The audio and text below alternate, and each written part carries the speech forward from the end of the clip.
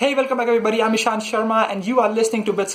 This is episode number 15 and today with me I have Mansi Patel. She is a program manager at Microsoft and in this episode we discuss her journey from CS major to an MBA to finally getting into Microsoft, some of her biggest takeaways and the advice she has for us teenagers and a bunch of other stuff. I hope you all will enjoy this episode. Make sure that you let me know what's your biggest takeaway by commenting in the comment section below and let's get started.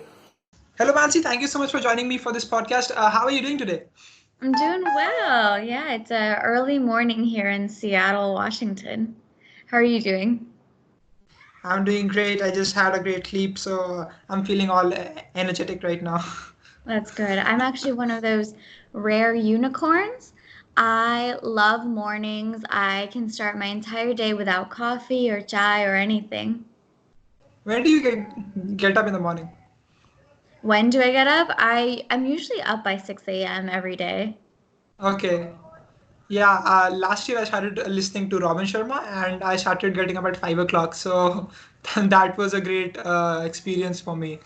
Yeah, no, that's great. I think the earlier you get up, I feel like the more energy you have and the more Yeah. work you can accomplish throughout your day. Mm-hmm. Great. All right. So I'm actually curious to know what your journey has been from like being an Indo-American girl into colleges in America and then now working for Microsoft. So please tell me about that. Yeah, absolutely. So my parents are from Gujarat, Okay. and so I was actually the first female in my college or in my house to go to college, something that was completely different, something that was unprecedented from other people in my family as well. And so my mom actually had done a few certifications, and so she was in technology. She kind of understood that this was for her outlook. She said this was a good field for a woman to be in. You can balance home life, you can balance work life really easily. And Yeah. so during high school, she really pushed me to take some of those classes and try out and see if I even liked computer science. And that was one of the major things that helped me really get into computer science and understand what was important for me in terms of what I wanted in my future. Okay. And so I decided to go to University of Cincinnati Yeah. and studied computer science. And when I went to University of Cincinnati, we toured the colleges, and so I toured the college, and I heard that UC actually offers a dual degree program. And so in the 5 years that all of us engineers already go to school and complete our undergrad, I decided to take on my MBA as well, and my school Okay. allowed for that. And so I would take on about 22 credit hours almost every semester since freshman year. So Oh my packed God. schedule, but it was Yeah. really good. I was able to finish everything in 5 years, and a really Hmm. good learning experience. What are your biggest learnings from your MBA that you did from University of Cincinnati? Yeah, I think I learned that I have, two sides of my brain, and I was able to use them very effectively. So I have a very technical side. I enjoy coding, I enjoy learning new things, but I have Yeah. a very business and creative mindset also. And these Hmm. two almost opposing degrees and opposing majors help me realize that. And that's what I like the most about doing an MBA was that it was completely different than Hmm. having that technical background as well. Yeah. And like, do you still believe that MBA is worth it in this in 2020 and going into this new decade? Yeah, absolutely. I think having business acumen, having that domain knowledge is essential. I don't think nowadays you can go by without having that technical and that business background. Yeah. I think for MBA you have to use different parts of your brain. You have to think critically about not just what's happening with your product right now, with your project, but what's going to happen in the next 2 years, what's going to happen in the next 5 years as well. All right. So like recently you posted about your different like you had a Gujarat side of yours, and then you also had an American side of yours. Tell me a little about that. What was that about?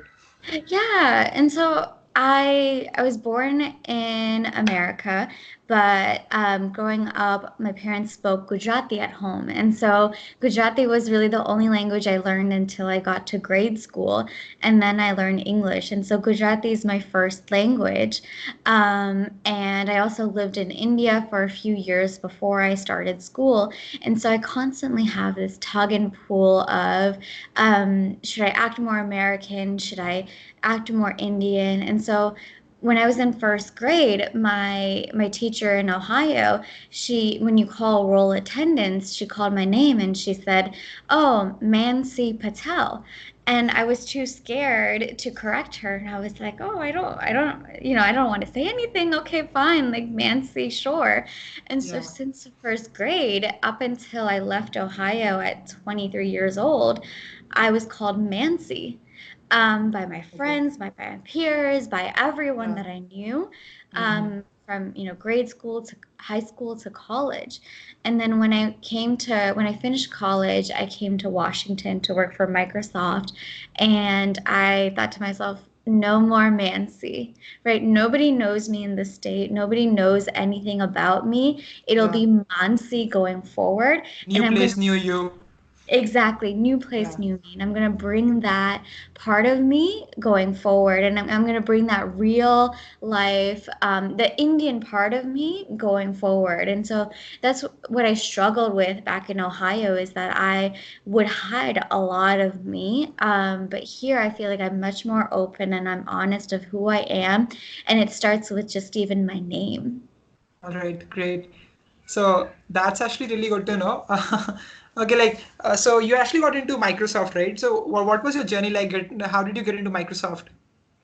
Yeah, so through a lot of different avenues, I kept poking and prodding until someone replied back to me.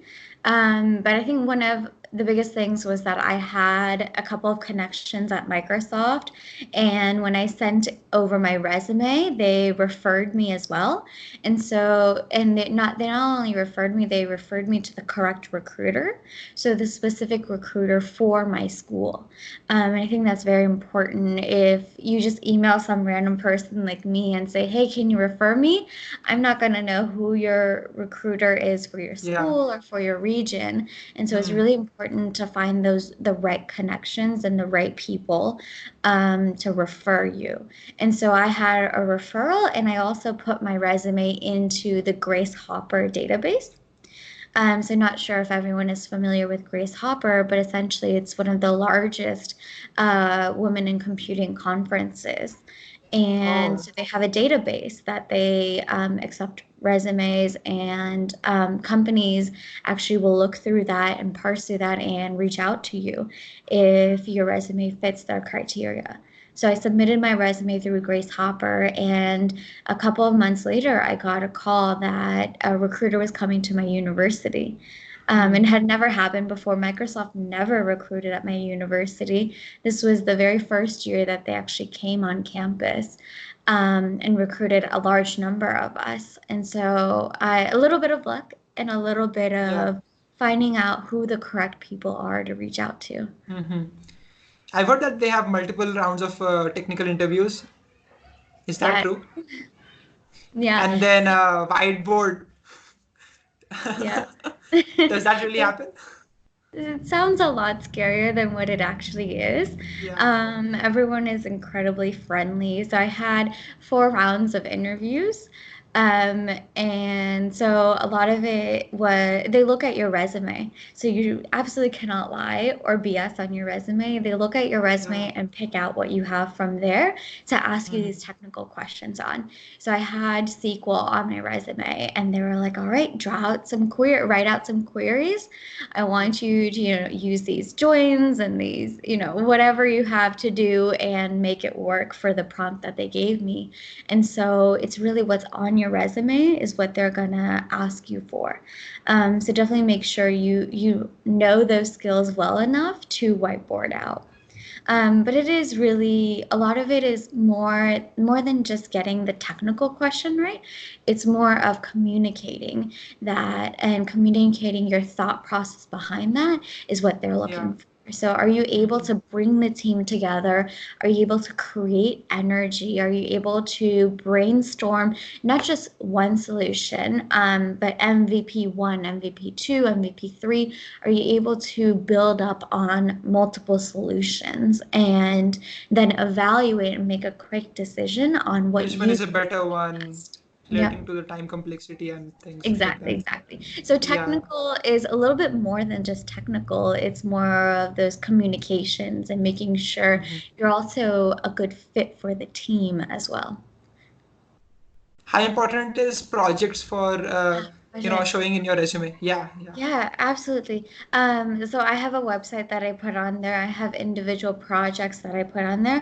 I think it's incredibly important in your spare time to work on these kind of projects, to work on something that makes you stand out. Um, and so during college, we actually had classes where they would tell us to make a website, and we did that, and we put our whole portfolio on the website. And I think just in the initial call, just having the recruiter say, yes, Mansi is a good candidate, that was essential because that proved that I was able to do work on these projects. That proved that I was, I knew the skill sets that I talked about. And Yeah. not only just projects, but having real life work experience. So that internship experience is crucial. And so if you're able to show an employer that you have already worked in an environment similar to theirs and you have succeeded in that role, that is the telltale sign that you're going to be a good employee and a good fit for that company as well. And so projects, and if you do internships or if you even do volunteer your time somewhere, those are all things that are incredibly important for the company to see how well-rounded you are. That's great, Mansi. And so, like, what does a typical day of yours look like in Microsoft? Um, A day in life of Mansi Patel in Microsoft. Yeah, it varies day to day. Okay. But essentially, for program managers, we all have features that we work on. We drive the next version of our product. And so, a lot of it is speaking to the stakeholders, speaking to the devs, understanding where we are in the project, what we need to do going forward, and how we can get there. And so a lot of my job is removing obstacles. If there's anything in the way that from the devs that need to get the work done and need to get the task completed, I remove those obstacles. I also communicate with customers. And so the product that I'm working on is called Update Staging Lab, and it's an incredibly new product, and we're just in private preview right now. So a lot of my job right now is to get that direct feedback from our customers to make sure that we're working on enhancing our product as efficiently as we can, so that by the time that we go to public or general availability, that we're a product for not only our specific customers can use, but a product for everyone to pick up and use. Yeah. And so that's really what I work on a lot is getting that customer feedback and making changes to our features and to our product that will directly enhance the customer's experience of our product. Mm-hmm. Yeah. And you know the news that Bill Gates is going away from Microsoft board. What do you think of that? Is Yeah, that no, something that you see happening? I absolutely did not expect that to happen so soon. And but I think it's great. I think he's working on philanthropy efforts, and that's what he was most passionate about. Microsoft was his baby, but he also cared so much about philanthropy. And for him to say, I'm going to put my child has matured now, my child is an adult now, and to put Microsoft aside in good hands of Satya and say, now I'm going to focus on another passion of mine is incredibly commendable. And I think it's something that we all need to look at and say, hey, like when our time comes, are we ready to give up Yeah, we our have to give passion back to on to uh, a separate yeah. passion. Yeah, Mhm. exactly. So it's great. Not something I expected, but very excited to see what other things he brings to his new passion project. Mhm. All right, Mansi, what would be your one biggest advice that you would give to a person like me who is studying in first year and second year in college? What would that be? Yeah, so I think one is don't give up. There are multiple times in college where I feel like, oh my gosh, I'm not smart enough. Like the imposter syndrome sits in. You think, am Yeah, I yeah, exactly. capable? Exactly, exactly. Am I capable of even doing computer science? And, am I If I'm always Googling and looking up on Stack Overflow for what's the thing to, what's exactly, the exact exactly. code for it? And everybody does it, right? Everybody does Yeah. it. That's how you learn. And so, not giving up and knowing that you are just as capable as the person next to you to succeed in your degree, in your major, in your field is incredibly important and empowering to know. So, I think that's one of the biggest lessons that I would give is just keep pushing through, keep fighting. This is only 4 or 5 or 6 years of your life, and once you're done with this phase, you'll have gained such an amazing skill set that not a lot of people have, and you'll set yourself up for success in the future. Yeah, yeah. So recently, I started doing a lot of artificial intelligence projects, and I did a bunch of courses from Coursera and all that. So I think that everyone is doing it, and so the market is getting a lot more stagnated. What do you think about this? There's a lot more data scientists and people that are trying to get into this segment because it's a trending thing right now. Yeah, yeah. Yeah, No, I think it's incredibly important to develop that skill set. And although it feels right now that the market is saturated, there's still a lot of open roles, a lot of open positions for these type of skill sets. And the more and more we get into high advanced technology, it's going to be required. And so I would encourage people to continue, using LinkedIn Learning or Coursera or any other tool to keep gaining those certifications. What's going to set you apart from this oversaturated market is having that extra certification, having that extra skill set.